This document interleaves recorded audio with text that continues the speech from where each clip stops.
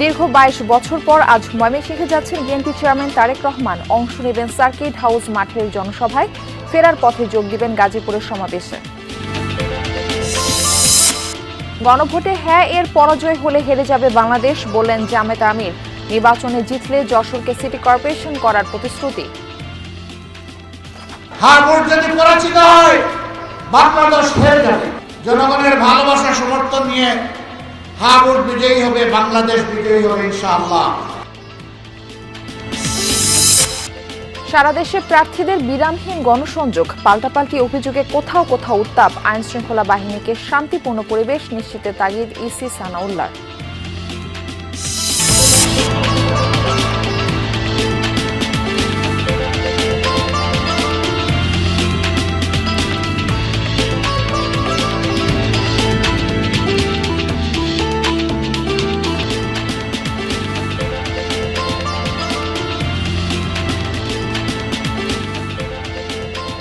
আমন্ত্রণ সংবাদ সারা দেশে, আপনাদের সঙ্গে রয়েছে আমি মারফি রহমান। এতক্ষণ শিরোনাম দেখছিলেন, এবার বিস্তারিত জানাবো। নির্বাচনী প্রচারের অংশ হিসেবে দীর্ঘ ২২ বছর পর আজ ময়মনসিংহে যাচ্ছেন BNP chairman Tarek Rahman. Mymensingh circuit house মাঠে জনসভায় দুপুরে বক্তব্য দেওয়ার কথা রয়েছে তার। এরই মধ্যে জনসভার সব প্রস্তুতি সম্পন্ন, তৈরি হয়েছে মঞ্চ। তারেক রহমানের আগমন উপলক্ষে নেতাকর্মীদের মধ্যে বিরাজ করছে উৎসবের আমেজ।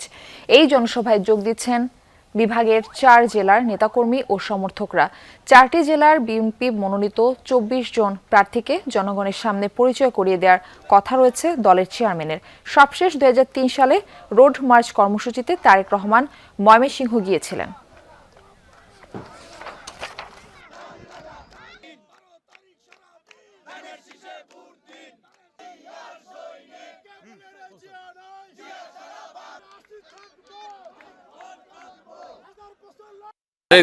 দেশে আসছেন, দেশের মানুষ অনেক খুশি, অত্যন্ত খুশি। দীর্ঘ ২২ বছর পরে এখন আমরা জনাব তারেক রহমান আমাদের চেয়ারম্যানকে দেখব। তার ইয়াটা আমরা এখন ভাষায় প্রকাশ করতে পারছি না, কখন দেখব সেই আশায় আছি। যে নবগঠিত রাজনীতিতে আশা করি যে যুব সমাজের দিকে সে বেশি তাকাইবে। ময়মনসিংহ থেকে ফেরার পথে গাজীপুরে জনসভায় যোগ দিবেন বিএনপি চেয়ারম্যান তারেক রহমান। এরই মধ্যে সকল প্রস্তুতি সম্পন্ন হয়েছে। দূর দূরান্তের উপজেলাগুলো থেকে আসতে শুরু করেছেন নেতাকর্মীরা। মঞ্চ তৈরির কাজও শেষ হয়েছে। তার আগমন ঘিরে জেলায় সাজ সাজ রব, ব্যানার ফেস্টুনে ছেয়ে গেছে পুরো এলাকা।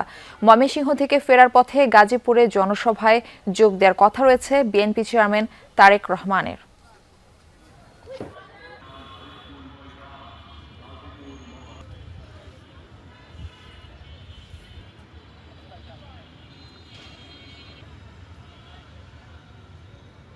সরকার গঠন করতে পারলে যশোরকে সিটি কর্পোরেশন করার প্রতিশ্রুতি দিলেন জামায়াতের আমির ডাক্তার শফিকুর রহমান। সেখানে নির্বাচনী জনসভায় তিনি এই প্রতিশ্রুতি দেন। বলেন, জামায়াত দেশের মানুষকে যেসব প্রতিশ্রুতি দিয়েছে তার সবই পূরণ করা হবে। ১১ দলীয় জোট প্রার্থীদের নির্বাচিত করার পাশাপাশি গণভোটে হ্যাঁকে জেতানোর আহ্বান জানান শফিকুর রহমান। বলেন, হ্যাঁ ভোট হেরে গেলে বাংলাদেশ হেরে যাবে, আর হ্যাঁ জিতে গেলে বাংলাদেশ জিতে যাবে। অভিযোগ করেন, গণভোটে হ্যাঁ পাশ করলে ফ্যাসিবাদ ফিরবে না, এজন্য নতুন ফ্যাসিস্টরা গণভোটের বিপক্ষে প্রচারণা চালাচ্ছে। যশোরে জনসভা শেষে কলারোয়ার পথসভায় অংশ নেন জামায়াত আমির। পথসভা শেষে এখন সাতক্ষীরার উদ্দেশ্যে রওনা করেছেন তিনি। এরপর যথাক্রমে খুলনা এবং বাগেরহাটে জনসভায় যোগ দিবেন জামায়াত আমির। আল্লাহ যদি আমাদেরকে দেশ সেবার সুযোগ দেন, যশোরকে আমরা সিটি কর্পোরেশনে উন্নীত করব। গণভোটে হ্যাঁ মানেই হচ্ছে আজাদি, গণভোটে না তার মানে হচ্ছে গোলামি। গোলামি না আজাদি, গোলামি না আজাদি।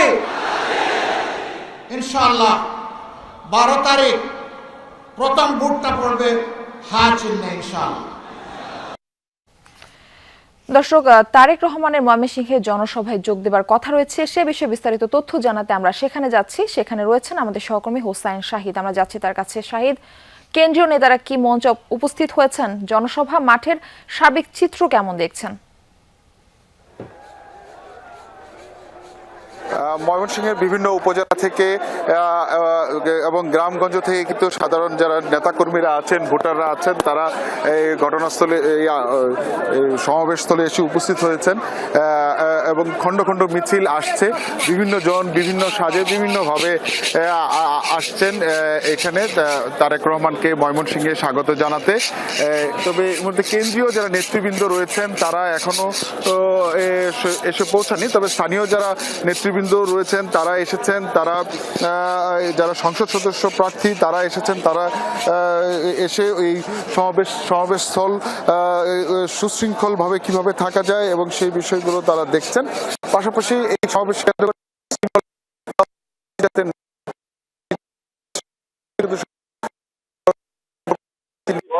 দৃশ্যমান হচ্ছে আরো বেশি করে, এবং এই বিভিন্ন জেলা ময়মনসিংহ বিভাগের এবং বিভিন্ন সাধারণ মানুষ আসবে সুশৃঙ্খল ভাবে এই সমাবেশ। আমি এখানে যারা সাধারণ ভোটার এসেছে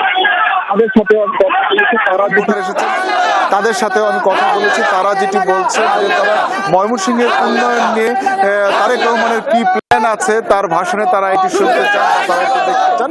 বলছেন যে সবসময় ময়মনসিংহের একটা অবহেলার মধ্যে থাকে, তো সেই জায়গা থেকে তারেক রহমান ময়মনসিংহ নিয়ে কি প্ল্যান করছেন সেই প্ল্যানটি তারা জানার জন্য তারা আসছেন। তবে ময়মনসিংহের আশপাশের যে উপজেলাগুলো রয়েছে সেই আশপাশের উপজেলা থেকে সাধারণ মানুষ তারা চলে এসছে এবং অন্যান্য এলাকায় যেগুলো খোঁজখবর নিয়েছে যে বিশাল ভালুকা থেকে শুরু করে হালুয়াঘাট সীমান্তবর্তী এলাকা সব জায়গা থেকে সাধারণ মানুষ এবং ভোটাররা কিন্তু এই সমাবেশে কেন্দ্র করে আছেন, তারা রাস্তায় আছেন।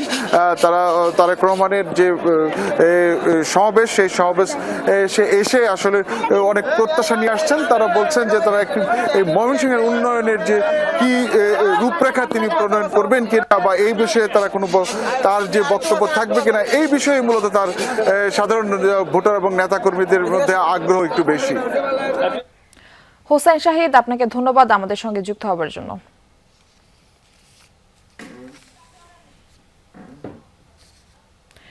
ভোটারদের আগ্রহকে ধারণ করে উৎসব মুখর পরিবেশে ভোট গ্রহণের পরিবেশ সৃষ্টি করতে হবে, এমনটা বলেছেন নির্বাচন কমিশনার অবসরপ্রাপ্ত ব্রিগেডিয়ার জেনারেল আবুল ফজল মোহাম্মদ সানাউল্লাহ। সকালে নোয়াখালীতে আইনশৃঙ্খলা রক্ষাকারী সেল, ভিজিল্যান্স ও অবজারভেশন টিমের সভায় যোগ দেন তিনি। ইসি বলেন, কোনো ভোটারকে যেন কেউ বাধা দিতে না পারে সে বিষয়ে খেয়াল রেখে সবার ভোট প্রদান নিশ্চিত করতে হবে। পোস্টাল ব্যালট প্রবাস ও দেশ থেকে 2 ভাগে হবে। নির্বাচন কমিশন কোনো বিষয় ছাড় দেবে না, যথাযথ প্রক্রিয়ায় ভোট না দেয়া হলে সেই ভোট বাতিল হয়ে যাবে। সভায় নির্বাচনের আইন শৃঙ্খলা, ভোটের পরিবেশ, গণভোট সহ বিভিন্ন বিষয়ে আলোচনা হয়। নির্বাচনী কর্মকর্তা, সেনাবাহিনী, পুলিশ সহ বিভিন্ন দপ্তরের কর্মকর্তারা উপস্থিত ছিলেন।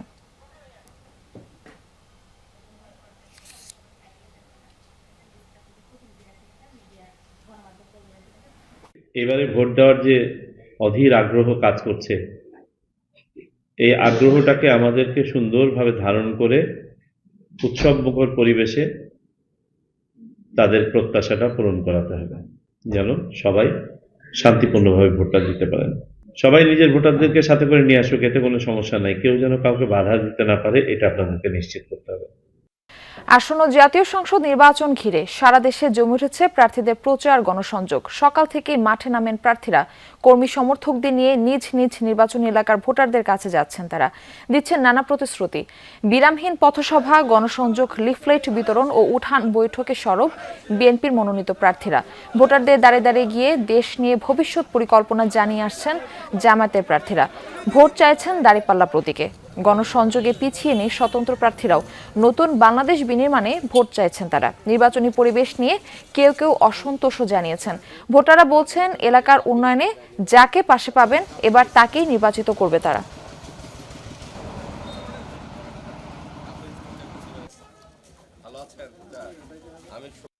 আল্লাহ যদি ভবিষ্যতে ইনশাআল্লাহ সংসদ সদস্য বানায় এবং বিএনপি যদি ক্ষমতায় আসে, তাহলে এই এলাকা থেকে ইনশাআল্লাহ আল্লাহর রহমতে নদী ভাঙন রোধে মজবুত এবং টেকসই ব্যবস্থা করবো ইনশাআল্লাহ। সুষ্ঠু সুন্দর পরিবেশের মধ্য দিয়ে সকল মানুষ তার ভোটাধিকার প্রয়োগ করে পছন্দের প্রার্থী নির্বাচন করতে পারবেন। এর মধ্য দিয়ে একটি গণতান্ত্রিক সরকার প্রতিষ্ঠিত হবে এবং যার মধ্য দিয়ে প্রকৃত অর্থেই মানুষ তার স্বাধীনতার স্বাদ ভোগ করতে পারবে। চর কপালপাড়া থেকে শুরু করে গলাচিপার আরও বিভিন্ন ইউনিয়নে হুমকি ধামকি এগুলো দিচ্ছে। 10 দিনের ঘটনা। সরকার এবং প্রশাসনের প্রতি আহ্বান জানাবো নির্বাচনের পরিবেশ ঠিক রাখার জন্য। জামালপুর থেকে যুক্ত হচ্ছেন সহকর্মী সাগর ফরাজি। আমরা যাচ্ছি তার কাছে। সাগর, প্রচার প্রচারণা কেমন দেখছেন, ভোটাররা কি বলছেন, এ বিষয়ে আমাদের বিস্তারিত জানাবেন। তফসিল ঘোষণার পর এই যখন প্রতীক বরাদ্দ পেয়ে যায় প্রার্থীরা, অর্থাৎ প্রচার প্রচারণার শুরুর দিন থেকে দেখেছি প্রথম দিকে কিছুটা কম ছিল, এখন কিন্তু এই সময়টি এসে কিন্তু আমরা দেখছি উৎসব মুখর পরিবেশে কিন্তু প্রার্থীরা প্রচার প্রচারণা চালাচ্ছেন। আমরা দেখেছি যে প্রার্থীরা তাদের ভোটারদের কাছে প্রান্তিক পর্যায়ে অর্থাৎ প্রান্তিক এলাকাগুলোতে কিন্তু গিয়ে গিয়ে প্রচারণা করছেন, পাশাপাশি তাদের কাছে ভোট প্রার্থনা করছেন। এদিকে আবার ভোটারের যে বিষয়টি বলছেন যে এই 16 বছরের যে বিষয়গুলো আছে, পাশাপাশি ধরেন নির্বাচনে যে উন্নয়ন, নির্বাচন পরবর্তী সময়ে যে প্রার্থীদের কাছে যে চাওয়া পাওয়া থাকে, সেই চাওয়া পাওয়া যাতে আশ্বাসের মধ্যেই ক্ষান্ত না থাকে সেগুলো কিন্তু তারা নিশ্চিত করতে বলছেন। আমি এখন রয়েছে জামালপুরের মেলান্দর পলাশী বাজার এলাকায়। এখানে এখন বর্তমানে যিনি প্রার্থী রয়েছেন, স্বতন্ত্র প্রার্থী, সেই প্রার্থী কিন্তু নির্বাচনী প্রচারণা করছেন। তিনি হচ্ছেন সাদিকুর রহমান সিদ্দিকী শুভ। তিনি একজন স্বতন্ত্র প্রার্থী, বিএনপির থেকে মনোনয়ন না পেয়ে পরবর্তীতে তিনি স্বতন্ত্র নির্বাচন করছেন। তো এই শুধু এই প্রার্থী নয়, এই আসনে কিন্তু আরো 9 জন প্রার্থী রয়েছেন। আমি যদি বলে রাখি, জামালপুরের 5টি আসনের মধ্যে এই আসনটিতে সবচেয়ে বেশি প্রার্থী রয়েছেন। তো সেই জায়গা থেকে কিন্তু এই আসনটির যে নির্বাচনী পরিবেশ আমরা দেখছি বা প্রচারণার যে অংশ বিশেষগুলো দেখছি, সেখানে থেকে কিন্তু নির্বাচনী হাড্ডাহাড্ডির একটি বিষয় আমরা লড়াইয়ের বিষয় আমরা কিন্তু দেখতে পাচ্ছি। তো সব মিলে যদি বলতে চাই যে মারফি, এই জামালপুরের যে 5টি আসন রয়েছে, 5টি আসনেই কিন্তু ব্যাপক প্রচার প্রচারণা চালাচ্ছেন প্রার্থীরা, অর্থাৎ নিজেদের করে নিতে, ভোটারদের নিজের করে নিতে, অর্থাৎ ভোটে জয়ী হতে তারা বিভিন্ন প্রতিশ্রুতি দিচ্ছেন, তাদের ইস্তাহারে বিভিন্ন প্রতিশ্রুতি রেখেছেন। মারফি। সাগর ফরাজি, ধন্যবাদ আমাদের সঙ্গে যুক্ত হবার জন্য। দর্শক, এই পর্যায়ে আমরা যাচ্ছি খুলনায়। সেখান থেকে যুক্ত হচ্ছেন আমাদের আরেক সহকর্মী শেখ আল এহসান। এহসান, প্রার্থীদের গণসংযোগ ও সার্বিক নির্বাচনী পরিবেশ কেমন দেখছেন? অঘটন বা কোনো অপ্রীতিকর ঘটনা এখনো ঘটেনি। আমি আছি দৌলতপুরের খুলনা 3 আসনের প্রার্থী রকিবুল ইসলাম বকুল। তিনি গণসংযোগ করছেন সেখানে। তিনি মহেশ্বর পাশার বণিকপাড়া এলাকায় গণসংযোগ করছেন, মানুষের দ্বারে দ্বারে ঘুরছেন, মানুষের কাছে যাচ্ছেন, কথা শুনছেন, দুঃখ দুর্দশার কথা শুনছেন এবং সেটা পূরণের আশ্বাস দিচ্ছেন। বিশেষ করে এটা একটা ইসলাম বস্তি এলাকা, সেই জায়গাটাকে তারা মানে এখানে জলবদ্ধতা আছে, এখানে মানুষের আর্থিক সংকটের ব্যাপার আছে, কর্মসংস্থান না থাকার একটা ব্যাপার আছে। সেই জায়গাগুলো বকুল ভাই তিনি শুনছেন এবং সেটাকে কিভাবে সমাধান করা যায় সেই চেষ্টাও করবেন বলে আশ্বাস দিচ্ছেন। বা মারফি, আপনাকে বলতে চাই যে খুলনার 6টি সংসদীয় আসনে 38 জন প্রার্থী প্রতিদ্বন্দ্বিতা করছেন। এর মধ্যে সবচেয়ে বেশি প্রার্থী আছেন খুলনা 3 আসনে।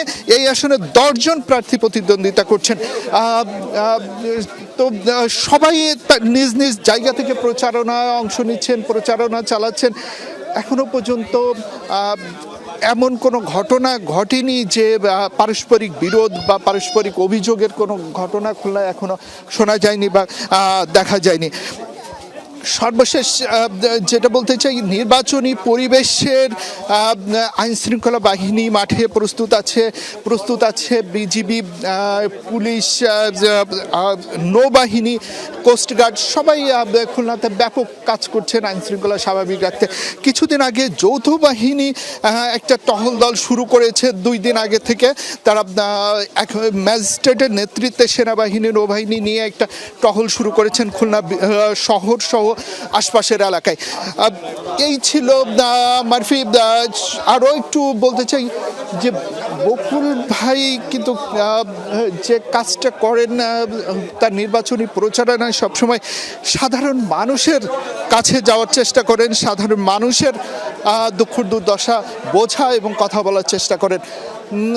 অন্যান্য প্রার্থীরা যারা আছেন এই আসনের শক্তিশালী প্রার্থী রয়েছেন, জামাতের মাহফুজুর রহমান রয়েছেন, ইসলামী আন্দোলন দলের প্রার্থীও বেশ শক্তিশালী। সেখানে এই রকিবুল ইসলাম বকুল কেন্দ্রীয় এই নেতাকেও কিন্তু প্রতিদ্বন্দ্বিতা করতে হবে। সেক্ষেত্রে মাঠে মানুষের দ্বারে দ্বারে। শেখ আল এহসান, আপনাকে ধন্যবাদ আমাদের সঙ্গে যুক্ত হবার জন্য। নির্বাচনী প্রচারের আরো খবর জানাতে যুক্ত হচ্ছেন আমাদের সহকর্মীরা। আমরা প্রথমেই যাচ্ছি কক্সবাজারে, সেখানে রয়েছেন আমাদের সহকর্মী এহসান আল কুতুবি। এহসান, প্রার্থীদের গণসংযোগ কেমন দেখছেন? কি কি প্রতিশ্রুতি তারা দিচ্ছেন? আজকে ষষ্ঠ দিনের নির্বাচনী প্রচারণার অংশ হিসেবে আমরা সালাউদ্দিন আহমেদের সাথে আছি। আপনি নিশ্চয়ই দেখতে পাচ্ছেন তিনি ইতিমধ্যেই কক্সবাজারের যে চকরিয়ার খিলছাদক এলাকায়, বড়তলি কোয়েরবিলের খিলছাদক এলাকায় তিনি গণসংযোগ করছেন এবং গণসংযোগে তিনি বিভিন্ন প্রতিশ্রুতি দিচ্ছেন, মানুষের বিভিন্ন দুঃখ দুর্দশার কথা শুনছেন। এবং আপনি নিশ্চয়ই জানেন সালাউদ্দিন আহমেদ দীর্ঘদিন গুমের শিকার হওয়ার কারণে এখানকার যে যারা স্থানীয় ওনার চকরিয়া পেগুয়ার যেসব বাসিন্দা রয়েছে তারা সহ দেশবাসী তার জন্য দোয়া করেছিলেন এবং সেই কথাগুলো স্মরণ করে কিন্তু মানুষ তাকে দেখে, যারা দেখেনি তারাও আবেগ আপ্লুত হয়ে পড়ছেন। এবং সব মিলিয়ে কক্সবাজারে তিনি মন্ত্রী থাকাকালীন তিনি যেসব উন্নয়ন করেছেন সেই উন্নয়নের কথা মানুষ ভুলেনি এবং এখানে বিভিন্ন অলি গলিতে তিনি যে উন্নয়ন করেছেন সেই উন্নয়নের কথা স্মরণ করে মানুষকে তিনি আবারও উদ্বুদ্ধ করছেন ধানের শীষে ভোট দেওয়ার জন্য। এবং বিএনপির যে ইশতেহার, নির্বাচনী ইশতেহার, সেই নির্বাচনী 31 দফা তিনি মানুষকে আবারও স্মরণ করে দিয়ে এবং গণতন্ত্র পুনরুদ্ধারের জন্য ধানের শীষে তিনি ভোট চাচ্ছেন। মারফি।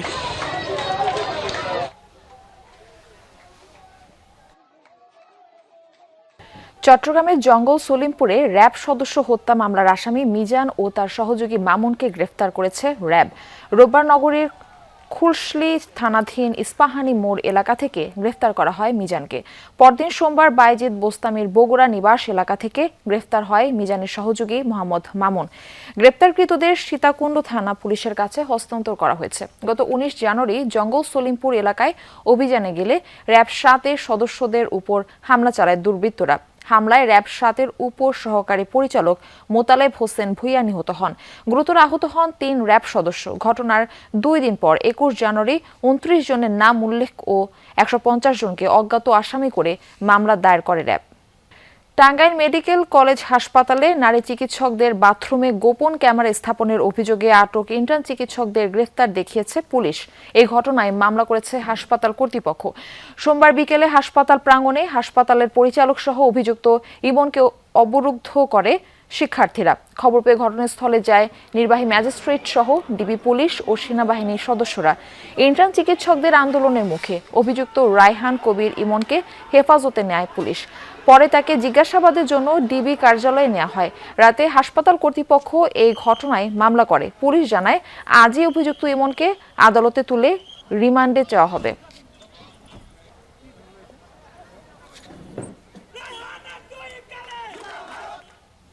এই ছিল সংবাদ সারা দেশের এখনকার আয়োজনে। এতক্ষণ সাথে থাকার জন্য ধন্যবাদ সবাইকে।